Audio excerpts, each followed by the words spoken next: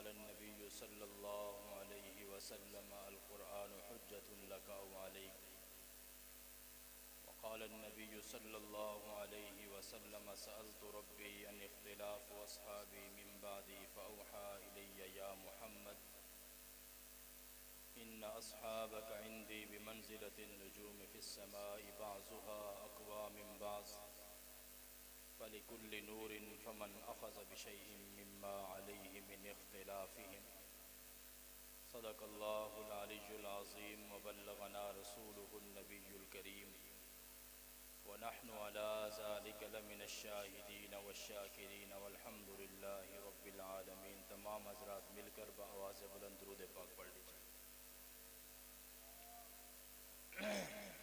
اللهم صل على سيدنا ومولانا محمد وعلى آل سيدنا ومولانا محمد وبارك وسلم ثم صل عليه۔ واجب الاحترام، قابل صد احترام حاضرین مجلس، معززین علاقہ، اسٹیج پر جلوہ افروز علماء کرام، قرائے کرام اور میرے نوجوان دوستوں، بزرگوں، بھائیوں، آج جامعہ صدیقیہ بلدیہ ٹاؤن میں حاملین قرآن کانفرنس سے آپ حضرات سے دوسری مرتبہ شرف تکلم حاصل کر رہا ہوں۔ دعا کیجیے اللہ تعالیٰ مجھے حق اور سچ کہنے کی توفیق عطا فرمائے، اور اللہ تعالیٰ مجھے چند جملے کما حقہ بیان کرنے کی توفیق عطا فرمائے، اور اس کے بعد اللہ تعالیٰ ہم سب کو ان باتوں پر عمل کرنے کی توفیق عطا فرمائے۔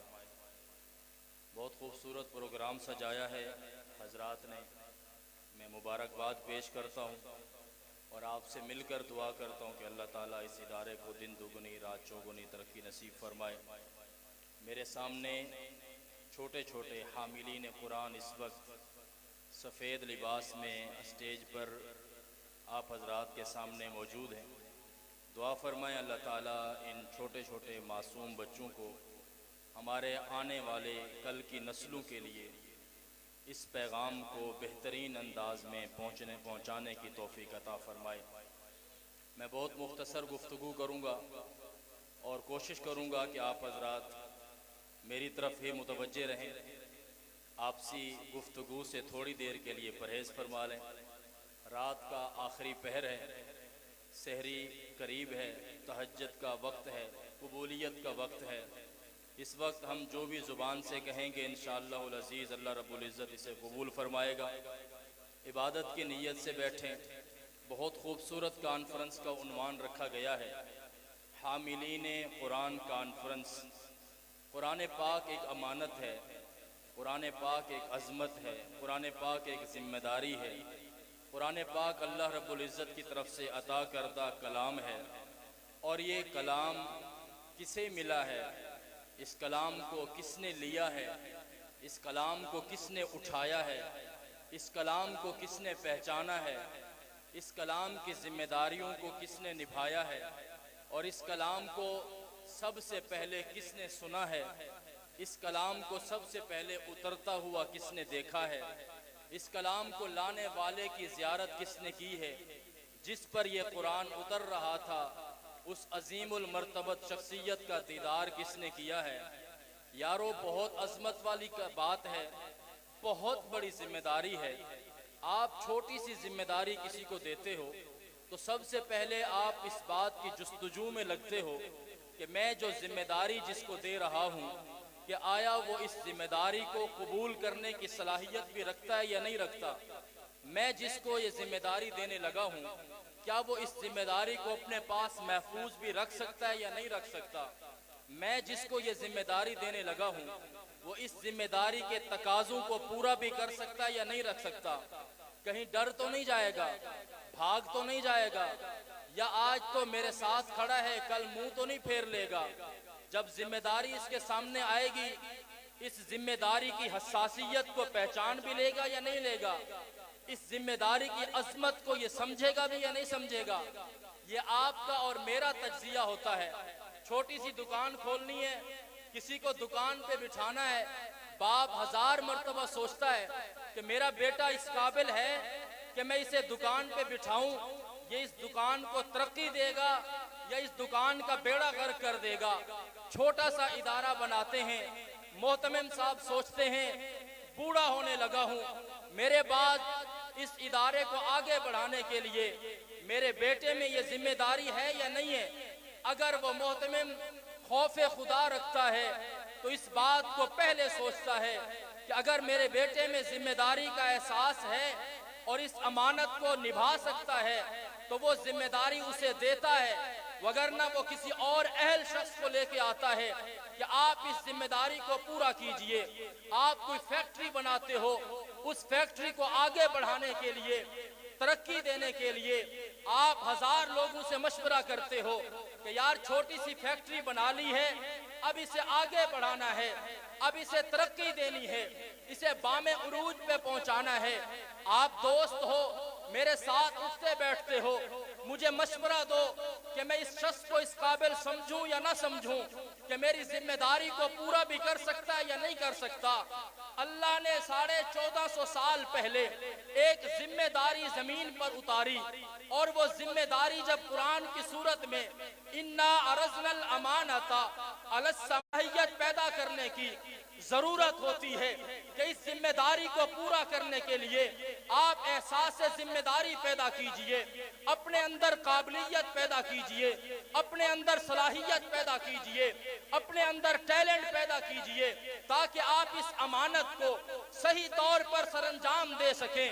اللہ نے آسمان سے جب اس امانت کو اتارا، پاک پیغمبر صلی اللہ علیہ وسلم کو اللہ نے وہ مقام عطا فرمایا، اور وہ مقام یہ عطا فرمایا کہ اے پیغمبر، مختلف قبائل سے لوگوں کو اکٹھا کرنے کے بعد آپ کے سامنے بٹھاؤں گا، ان کی تربیت خود بخود ہو جائے گی، ان کا تزکیہ خود بخود ہو جائے گا، ان میں صلاحیت خود بخود پیدا ہو جائے گی، ان کی تربیت خود بخود ہو جائے گی۔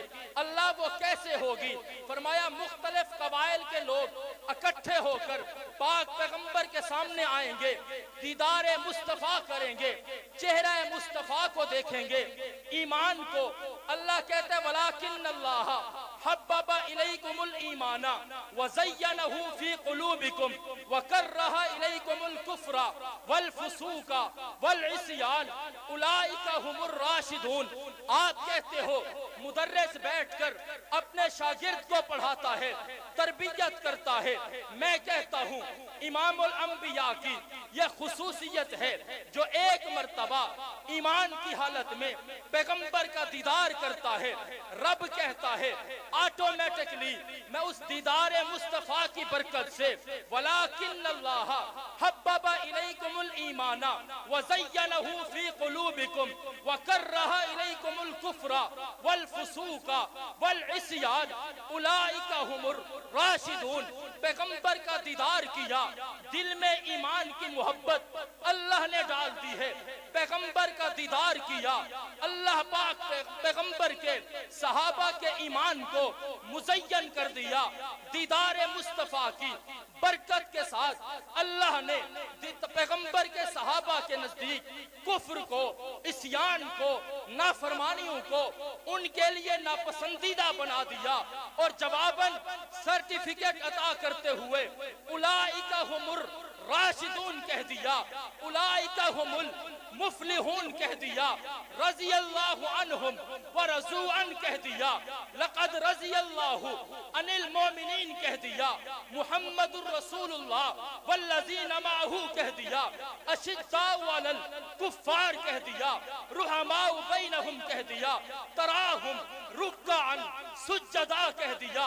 یہ پیغمبر کے وہ جماعت ہے جس کے لیے اللہ نے قرآن کو چنا ہے، قرآن کی امانت کے لیے صحابہ کو چنا ہے، قرآن کی حفاظت کے لیے صحابہ کو چنا ہے، اس امانت کو نبھانے کے لیے صحابہ کو چنا ہے، اور چننے کے بعد پیغمبر کے پاس بھیجا ہے۔ اب توجہ کیجئے گا، دور حاضر کے اندر بعض لوگ کہتے ہیں، میں شارٹ کرتے ہوئے اگلے پوائنٹ اینڈ پر آنا چاہتا ہوں. لوگ کہتے ہیں نبی کے صحابہ 2-4 افراد کے علاوہ سب نعوذ باللہ دائرہ اسلام سے خارج ہو گئے تھے. میں آپ سے کہتا ہوں رب العالمین نے 1400 سال پہلے ایک امانت سونپی تھی. امانت کس کو دی تھی؟ پیغمبر عالم کو دی تھی. پیغمبر عالم نے اپنی جماعت کو دی تھی.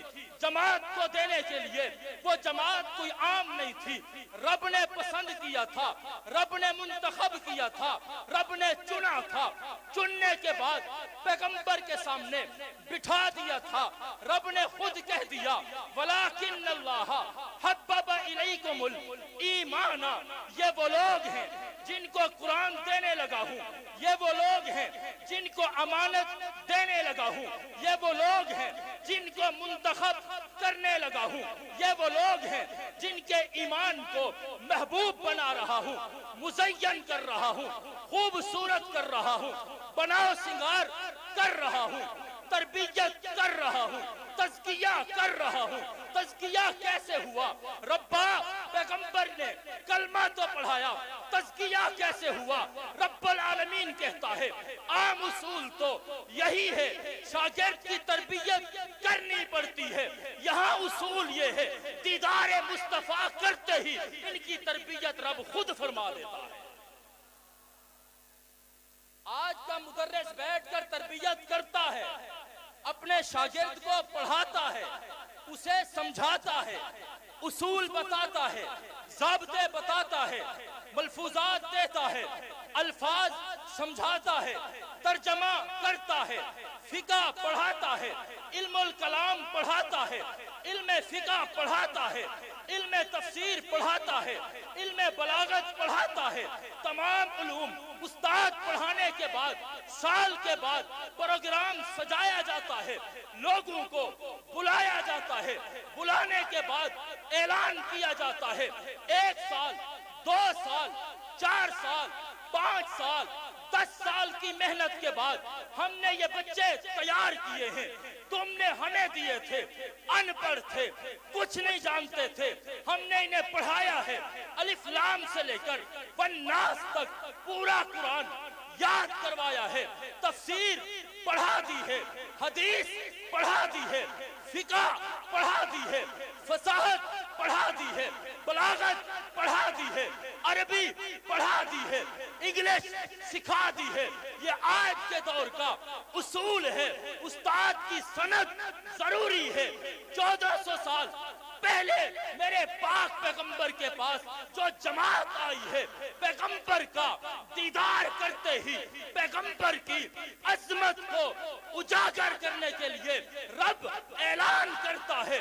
دیدار مصطفیٰ کی برکت یہ ہے کہ کوئی تزکیہ کرانے کے لیے کوئی لمبی چوڑی محنت نہیں کی ہے, دیدار مصطفیٰ کا کیا ہے. جنت کا اعلان رب نے فرما دیا ہے. پیغمبر کی خدمت میں آتے ہی حضرت اسیرم رضی اللہ تعالی عنہ صبح 10 بجے تشریف لائے. میدان جہاد گرم تھا, صحابہ تلواریں لہرا رہے تھے.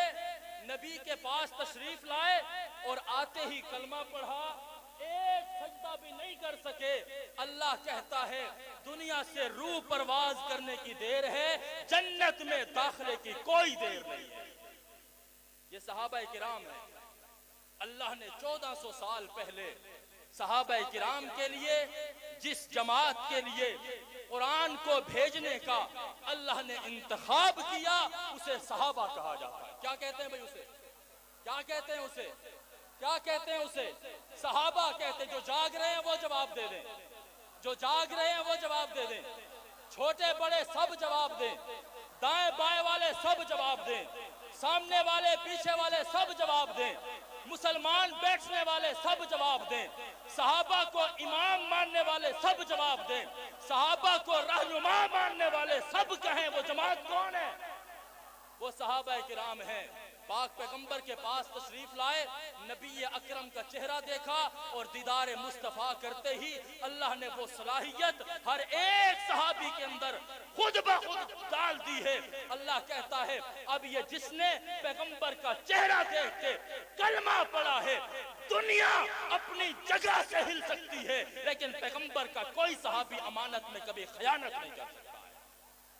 یہ چاند سورج اپنا نظام چھوڑ سکتے ہیں لیکن صحابی رسول اپنے امانت میں کبھی خیانت، امانت میں کبھی خیانت، امانت میں کبھی خیانت۔ بکواس کرو کہ صحابہ کرام نے اسلام چھوڑ دیا تھا، نبی کے پردہ فرمانے کے بعد سوائے 5 کے باقی سب پھر گئے تھے۔ ہم کہتے ہیں ہم نے جس قرآن پر ایمان رکھا ہے یہی قرآن ہمیں بتاتا ہے کہ پیغمبر کا ایک ایک صحابی اللہ کا دوست بھی ہے، جنت کا وارث ہے۔ آپ مانتے ہو؟ آپ مانتے ہو؟ سب مانتے ہو؟ لوگ کہتے ہیں جی صحابی ہوتا کون ہے؟ کیا کہتے ہیں؟ کیا کہتے ہیں؟ یہ جب یہ ابھی بل کی بات چلی تھی ایک طبقہ اٹھا تھا، اس طبقے نے کھڑے ہو کر کنفیوژن پیدا کرنے کے لیے کہا تھا ہمارے سامنے صحابیت کی تعریف واضح کرو، صحابی کہتے کس کو ہو، صحابہ ہوتے کون ہیں؟ کیا اس دور میں منافق نہیں تھے؟ کیا اس دور میں صحابہ کے ساتھ اٹھنے بیٹھنے والے منافقین کا طبقہ نہیں تھا؟